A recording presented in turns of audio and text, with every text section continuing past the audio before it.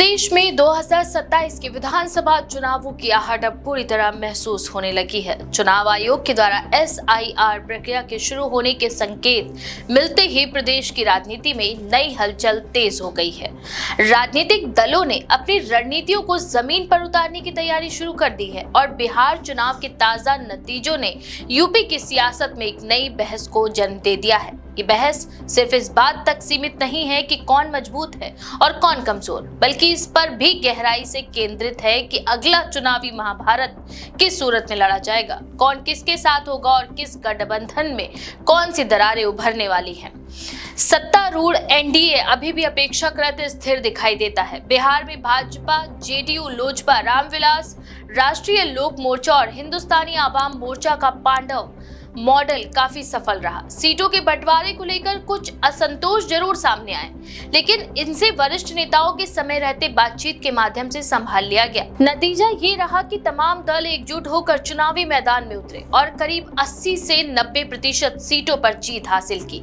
ये भी साबित हुआ कि इन दलों के बीच वोट ट्रांसफर की क्षमता मजबूत है, जो गठबंधन को मजबूती प्रदान करती है। यही मॉडल अब यूपी में भी देखने को मिल सकता है, जहां भाजपा अपने पुराने सहयोगियों, अपना दल और निषाद पार्टी के साथ तालमेल बनाए रखते हुए आगे बढ़ सकती है। भाजपा के लिए यूपी में एक और दिलचस्प स्थिति ये है कि रालोद और सुहेल देव भारतीय समाज पार्टी जैसे दल, जो पिछले कुछ वर्षों में लगातार अपने रुख बदलते रहे हैं, बिहार के परिणामों के बाद भाजपा का सीधा विरोध टालने की कोशिश करते दिख सकते हैं। बिहार में JDU और भाजपा ने या तो साथ या पूरी तरह अलग का जो स्पष्ट संदेश दिया, उनके छोटे दलों को ये संकेत मिला है कि गठबंधन की राजनीति में स्पष्टता और स्थिरता अंततः फायदे का सौदा साबित होती है। भाजपा चाहती है कि विपक्ष के बिखराव और आपसी अंतर विरोधों का पूरा लाभ उसे मिले, और ये तभी संभव है जब उसके अपने सहयोगी दल चुनाव से पहले किसी तरह के असंतोष या बगावत का रास्ता न अपनाए।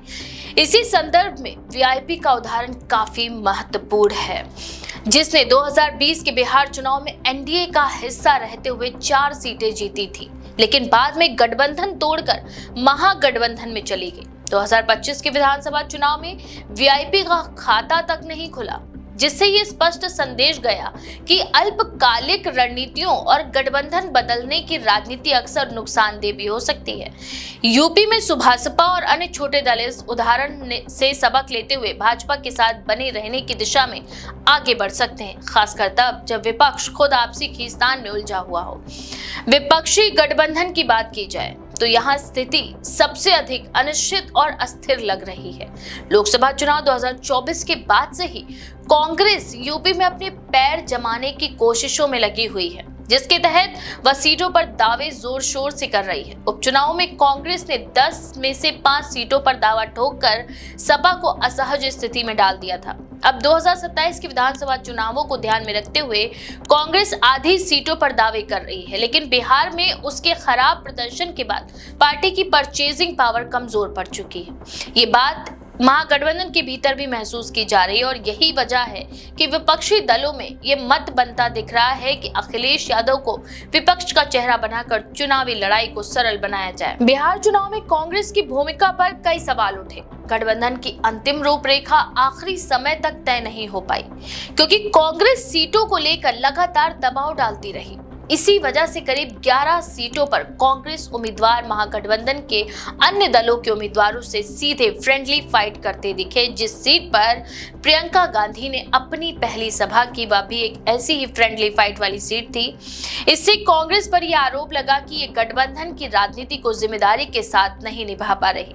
यूपी में ऐसा ना हो, इसके लिए अखिलेश यादव पहले से ही सावधानी बरतने की कोशिश करते दिख रहे हैं। यूपी की राजनीति में अब एक तीसरी धुरी बनने की संभावना भी दिखने लगी है, जो चुनावी गणित को पूरी तरह बदल सकती है। बिहार में AIMIM द्वारा 5 सीटों पर जीत दर्ज कर मुस्लिम वोटरों के एक बड़े हिस्से को प्रभावित करने की क्षमता दिखाई है। ओवैसी ने बिहार में राजद के स्थापित मुस्लिम यादव समीकरण को चुनौती दी है। यही सफलता वे यूपी में दोहराना चाहते हैं। इसके लिए वे मायावती से हाथ मिलाने की कोशिश कर रहे हैं और बिहार की ताजा नतीजों के बाद इस चर्चा ने और जोर पकड़ा है। अगर मायावती AIMIM जैसे दल के साथ जाकर एक दमदार मुस्लिम चेहरे के साथ चुनावी मैदान में उतरती हैं, तो उनका DM समीकरण यानी दलित मुस्लिम गठजोड़ यूपी की सियासत में एक बड़ा बदलाव ला सकता है। बसपा की पारंपरिक वोट बेस दलितों में मजबूत है, लेकिन पिछले 2 चुनावों में मुसलमानों का रुझान सपा की ओर अधिक रहा। ओवैसी इस समीकरण में सेंधमारी कर सकते हैं और मायावती इस अवसर को हाथ से जाने नहीं देना चाहेंगी। यह भी संभव है कि बसपा इस कदम से प्रदेश में अपनी खोई हुई जमीन वापस पाने का प्रयास करे। सपा के लिए स्थिति चिंता का विषय हो सकती है, क्योंकि अखिलेश यादव की PDA यानी पिछड़ा दलित अल्पसंख्यक राजनीति का बड़ा हिस्सा मुस्लिम वोट पर निर्भर है और बसपा AIMIM गठबंधन उस आधार को कमजोर कर सकता है। इन तमाम समीकरणों के बीच प्रदेश की राजनीति में एक और दिलचस्प पहलू उभर रहा है। भाजपा इस बार वाई प्लान यानी नए समीकरण, सामाजिक समीकरणों को साधने की रणनीति पर भी काम कर रही है।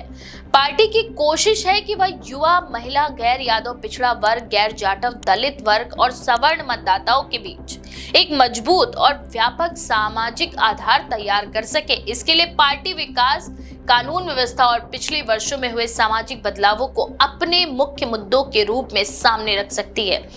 योगी आदित्यनाथ की छवि मजबूत और निर्णायक नेता के रूप में उभर कर सामने आई है और भाजपा इसे चुनावी कैंपेन का मूल केंद्र बनाने की तैयारियों में है। वहीं अखिलेश यादव के सामने सबसे बड़ी चुनौती होगी विपक्ष को एकजुट बनाए रखना और कांग्रेस की अति उत्साहपूर्ण सीट मांगों को संतुलित करना। अखिलेश के नेतृत्व में सपा ने पिछले कुछ वर्षों में अपनी राजनीतिक यात्रा को सकारात्मक राजनीति और युवाओं की उम्मीद की छवि के साथ आगे बढ़ाया है, लेकिन कांग्रेस के साथ सीटों को लेकर टकराव, बसपा की संभावित वापसी और AIMIM की चुनौती सपा की राह कठिन बना सकती है।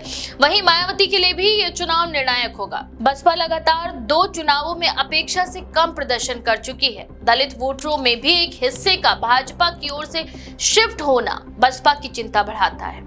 AIMIM के साथ तालमेल कर मायावती एक नए समीकरण का निर्माण करने की कोशिश कर सकती हैं, जो सपा के लिए एक ही झटके में चुनौती बन जाएगा। ओवैसी की मुस्लिम क्षेत्रों में जमीन पकड़ने की कोशिश और मायावती की दलित राजनीति का अनुभव एक ऐसा गठबंधन बना सकता है जो 2027 चुनाव में तीसरी ताकत के रूप में उभर कर सामने आएगा। फिलहाल कुल मिलाकर यूपी का 2027 चुनाव केवल 2 गठबंधनों के बीच लड़ाई नहीं रहेगा, ये 3 मोर्चों के बीच जंग में तब्दील हो सकता है। एक तरफ भाजपा के नेतृत्व वाला NDA, दूसरी ओर अखिलेश कांग्रेस का विपक्षी गठबंधन और तीसरी तरफ बसपा AIMIM जैसा उभरता हुआ मोर्चा। हर गठबंधन के भीतर अपनी जटिलताएं हैं और हर दल अपनी अपनी मजबूरी और संभावनाओं को देखते हुए रणनीति तय कर रहा है।